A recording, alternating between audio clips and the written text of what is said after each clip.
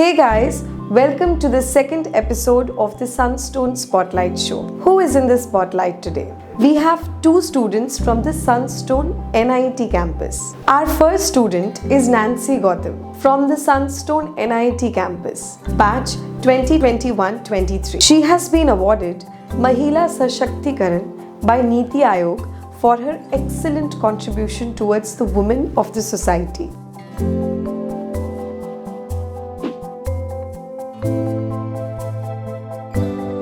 She loves to serve people and has been a great hand at serving people in the tough times of COVID. And now she is on her journey to become a successful manager in the future, where she wants to fill up the loopholes of the managerial system. Our second student is Aditya Poshwal from the Sunstone NIET campus, batch 2021-23. Aditya started his journey by being a digital marketing professional and later on realized he's very tech savvy and wants to develop his career in the IT sector as a data analyst. He dreams to become an entrepreneur someday and bring management and digitization together. Both Nancy and Aditya have a zeal to become entrepreneurs someday, and to guide and mentor them, we have from the Sunstone community, the alumni mentor, Ankit Khurana from the batch 2014-16. Ankit started his career in a tech-enabled logistics company, but his heart always pushed him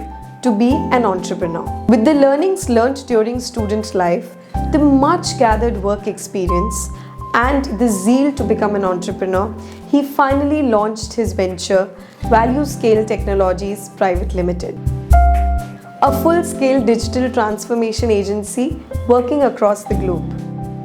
It's been 3 years and there has been no turning back for Ankit. Ankit believes that entrepreneurs are made and not born, and it takes courage to make them. Watch the full episode to know how Nancy and Aditya put forward their doubts and questions to Ankit. Please like, share, subscribe and hit the bell icon to never miss a video from Sunstone University. So, let's get started.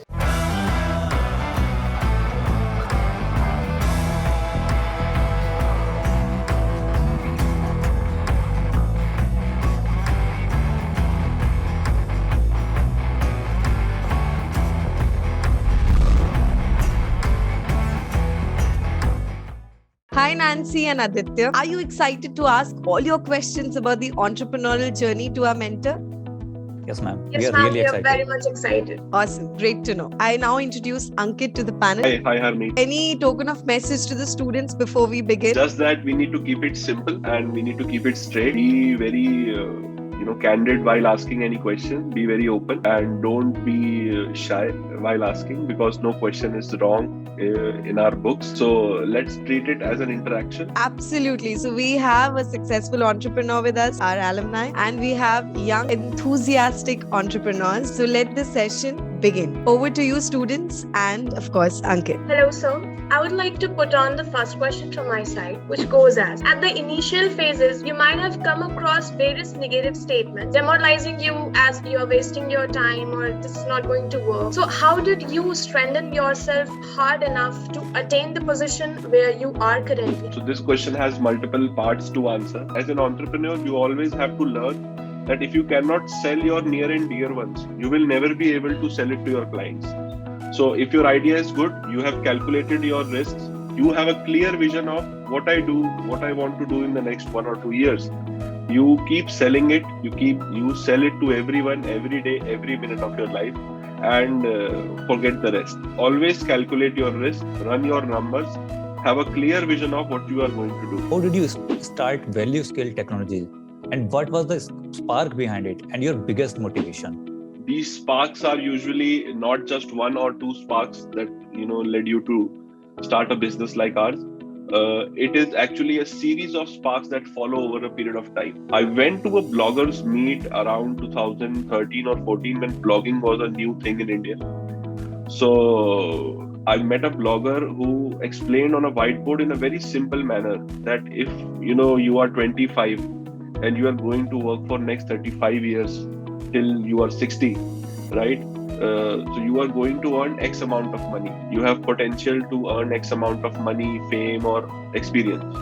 So let's suppose if you make the smallest business possible and you just get 10 people in your team, so and they are not as good as you, even if it is that the case, then also the calculation will stand at that you will, when you are 60, you will land at 5x than what you were capable of doing it alone. So doing it in a team and making a system which is called a business is something which has more potential anytime, keeping all the ups and downs also in manner which will be best from a service. When you study, when you build skills in business, you get to have freedom and you get to have more stress as well. So I choose a little difficult path, but the sparks were a combination throughout my journey in the past. Question I want to ask is, what are the biggest challenges to being an entrepreneur? At our times, it was very difficult. Like not very long ago as well. I don't want to project that, but yes, 7-8 years down the line, there was very less support. YouTube was also minimal at that point of time for learning. So I would say the maximum challenges you will face is with yourself, and you need to work out on your self-realization, work out on your self-confidence, and work out your calculation of risk, which I told you in the first question as well. So if you have that worked out, rest everything will follow. No challenge is bigger than if you do not believe in yourself. So self-realization is your one challenge, which will keep bugging you in the back. I could have taken a job, I could have easily got this much money.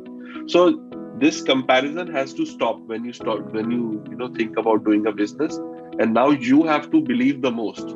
I want to know, how would you keep yourself updated with the changing environment of customers' need and wants? Very good question. I like the way you are thinking right now in this age about all such factors before starting up or planning your business. It's a good direction to think in. So congratulate you for the same. To answer your question, so changing the environment is constant for everyone. Even if I do a job or I do a business, or I even have or even I am a fruit seller. So if a fruit seller is not learning how to do his inventory the next month when winter's coming in, so he will not be able to sell if he does not know what he needs to and what price he needs to keep it at. So when we talk about changing environment, it's a combination of people, process, and technology.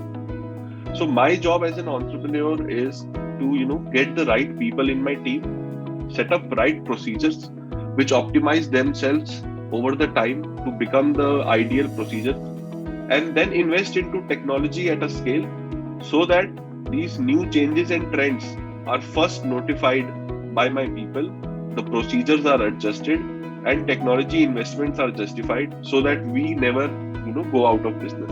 That's how you make a business which runs for 100 years. So the next question I want to ask is, what kind of entity should I set up if I'm only at the very beginning stage of my business journey, especially when I'm not that financially strong? Many different factors other than cost to safeguard your business, safeguard your vision for long term.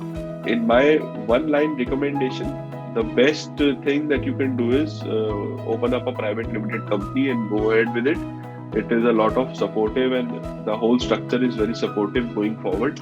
When you want to get co-founders, you want to raise funds, you want to get in international clients, whatever is your usage in that sense. If you are going for a family business, or if it is a business of purely consultation, like in the case of doctors or astrologers or any other business transaction which is limited to your recommendation authority, then you should go for a proprietorship or a partnership. And if you are 4 good friends who are going to do a job as a business and make something together, then you can go for an LLP. So maybe we can follow up later on such doubts and cover it once I have a clarity of what kind of business and with whom you are going to open it. with it. But basically, I just wanted to recommend that remove cost out of your consideration while shortlisting an entity. I want to ask, what is the lesson that you think is most important to learn as a new entrepreneur? And how you personally define the business as a success? Is it money, freedom, or innovation? All big questions. Aditya, you need to keep it simple. Keep it very simple for you. Do not overthink freedom as freedom, money, or innovation in one concept. They both all three of them have a very deep and individual stand of understanding from business point of view. So essential things to learn is keeping it very simple and straightforward, not overcomplicating your things. You just need to plan your business. You need to serve your customers. Those are primary.